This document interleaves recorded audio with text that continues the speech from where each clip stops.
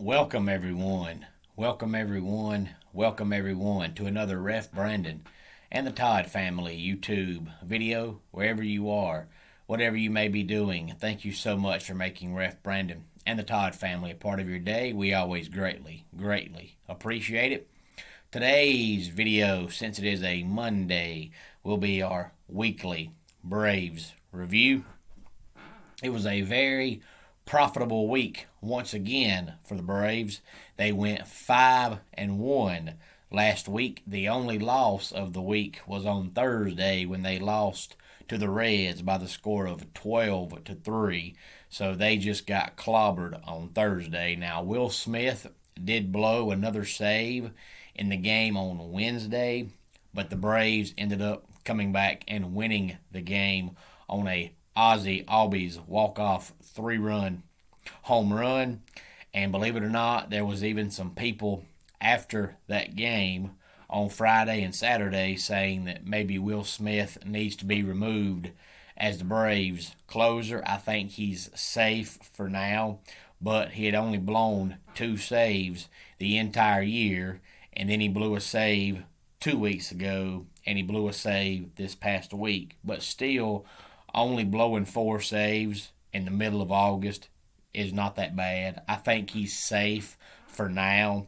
But if he ends up blowing 2 or 3 more saves before the season's over with, then come playoff time, they may look at trying somebody else. But I think as of right now, he's safe.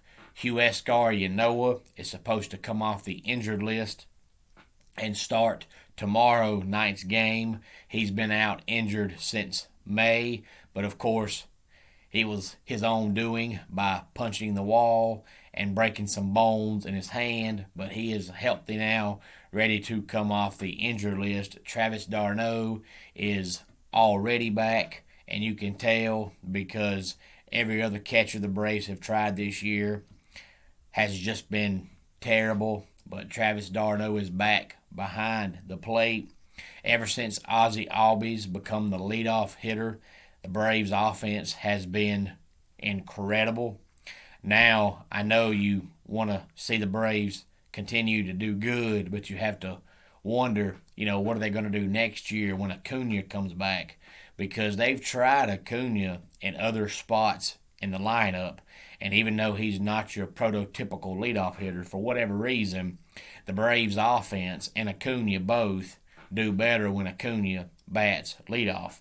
But the way Albies is doing right now and the way the Braves offense is gelling with him batting leadoff, you don't want to move him. So I am curious as to what the Braves will do next year when Acuna is healthy again. My guess as of right now is that Albies will remain the leadoff hitter.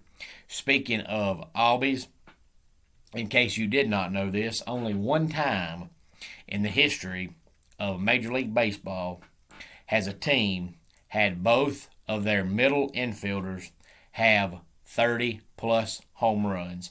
Now, 5 times a team has had both their middle infielders have 25 or more home runs, but only 1 time has a team had both their middle infielders hit 30 or more home runs, and that was in 2008 when the Florida Marlins had a shortstop Hanley Ramirez hit 33 and former Brave Dan Uggla at second base hit 32. And the reason why I bring that up is because in the past about 2.5 weeks, Dansby Swanson has been on fire. Now, he's always been a streaky hitter. He's always had streaks and stretches where he hits everything, and then all of a sudden he'll go through a stretch where he hits nothing. But for about the past 2.5 or 3 weeks, he has been on fire, and he's got his batting average from down around 230 up to almost 260. He's actually up to 24 home runs on the season, and Ozzie Albies has 22 home runs on the season.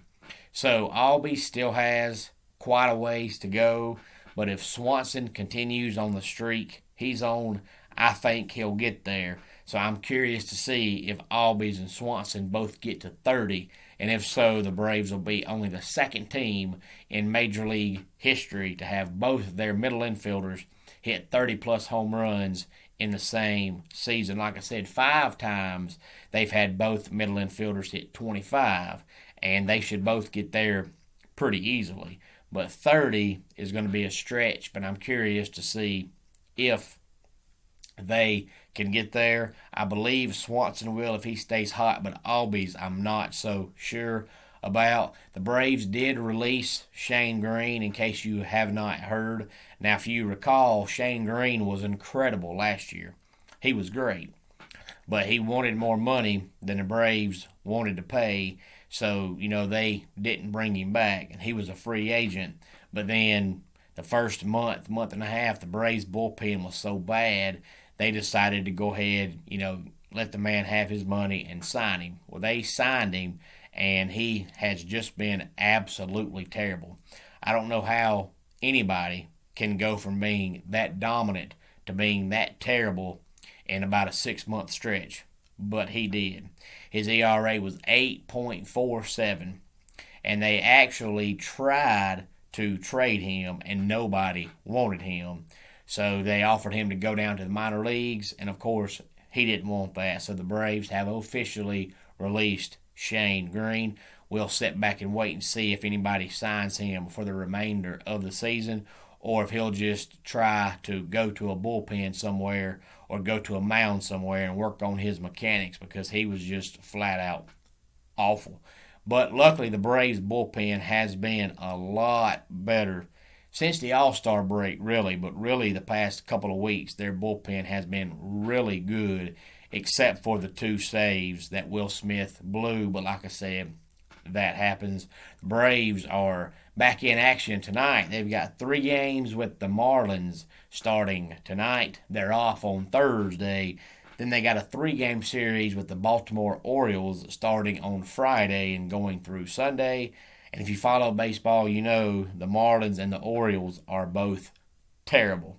So the Braves should have another profitable week.